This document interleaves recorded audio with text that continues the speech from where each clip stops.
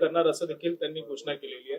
त्यामुळे माझी दोन्ही समाजाला माझी विनंती आहे की शासन दोन्ही समाजाच्या हिताचा विचार करेल. कुठल्याही समाजाला दुसऱ्या समाजासमोर आणण्याचं शासनाचा हेतू नाही. त्यामुळे कोणावर अन्याय करून कोणाला देण्याचा प्रश्न नाही आहे. दोघांचे प्रश्न आम्ही सोडवणार आहोत.